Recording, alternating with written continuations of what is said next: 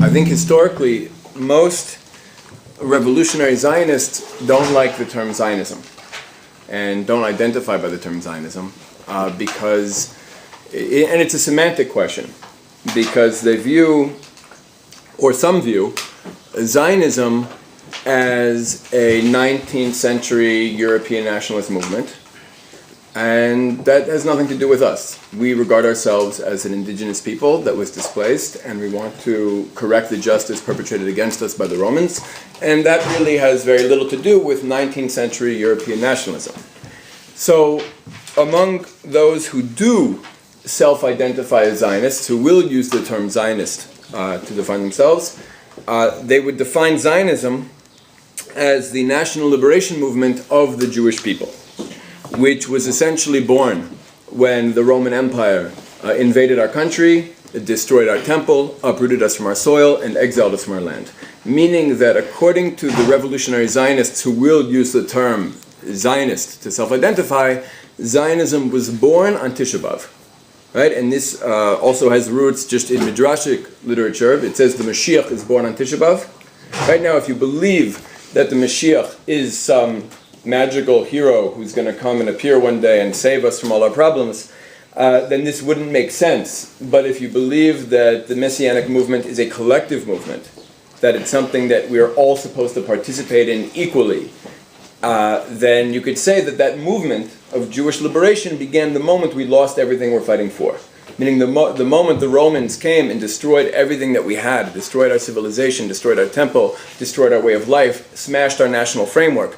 sold us into slavery, forced us into exile, then began the movement to correct that injustice. Another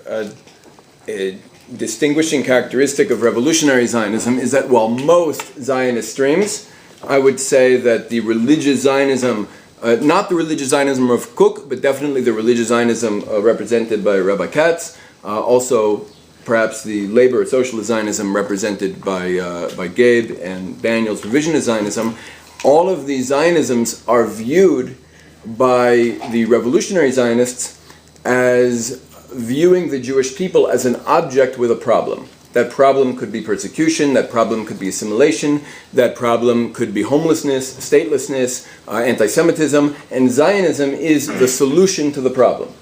right? And there are other solutions, meaning socialism was a rival solution, and I think the labor Zionist movement tried very hard to synthesize the two.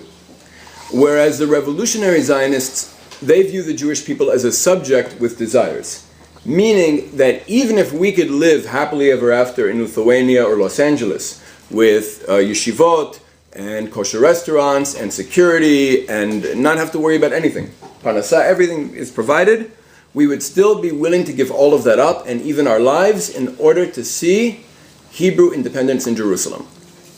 Because for us, the goal of Jewish history has become restoring that which we lost, that which the Romans took from us, right? Correcting the injustice that was perpetrated against us, and that is something worth fighting for and dying for. Because the revolutionary Zionists, for the most part, self-identify as Semitic and not Western, self-identify as Middle Eastern and not as being part of the West, they view the other indigenous peoples of the Middle East, not only the Arabs, not only the Palestinian Arabs and the Arabs in other countries, but also the Kurds and also the Maronites and also other minorities in the region as our natural allies. So these are the people we desire unity with. Not just peace, not just what we had with Egypt for 30 years where we don't fire guns at them and they don't fire guns at us, but actual Semitic unity. That we actually want to create a bloc. We want to create a bloc in the Middle East that, and during the Cold War it was spoken, revolutionary Zionists wanted the Middle East as a collective to remain neutral, not take a side, not be in the Soviet camp and not be in the American camp. And although not all revolutionary Zionists were officially Marxists, they did develop a very Marxist, or maybe I should say a very Leninist analysis of British imperial interests in the Middle East, what the British were doing here, and therefore decided that there is a necessary conflict between the Jewish people in the minds of revolutionary Zionists being the natives of this land, and the British Empire, who was occupying our land. You know, within the revolutionary Zionist circles, you had a lot of Yemenite Jews and Jews from other parts of the Middle East, but you also had a lot of Ashkenazim, obviously, and the Ashkenazim self-identify, even though they had personally come from places like Poland or Russia or other parts of Europe, they personally all identified as Middle Eastern, as Semitic, and believed that they were only ever in Russia or in Poland or in Germany as a result of a crime committed against them, but they're not Germans, they're not Russians, they're not Lithuanians, they're Semites, they're Hebrews, they're from the Middle East, and they're no less Middle Eastern, no less Semitic than a Jew from Mesopotamia or Egypt or Yemen. So again, like I was saying, although they're not all Marxists, they did develop a very Marxist approach to combating British imperialism. They were the first to declare the British the enemy, and they worked to not only fight the British themselves, but to create a conflict between the larger Jewish community, who was not behind them, and the British Empire.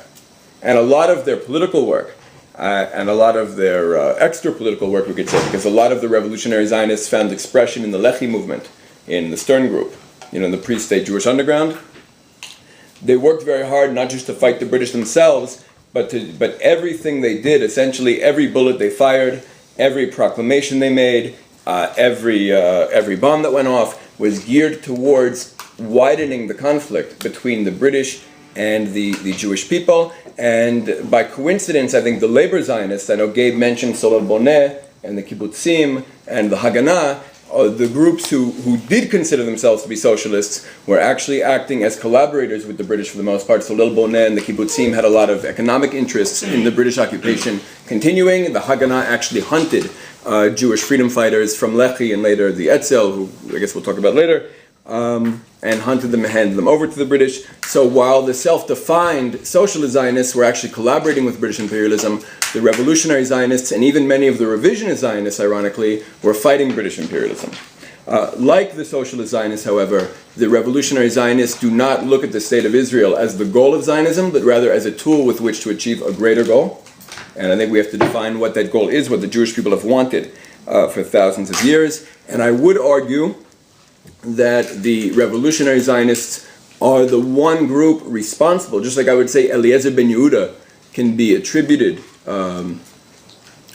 responsibility for reviving the Hebrew language. I would say the revolutionary Zionists are responsible for forcing the British to leave, not expelling the British, forcing the British to leave. I make a distinction. And we would not have independence today if not for that struggle for independence against the British Empire.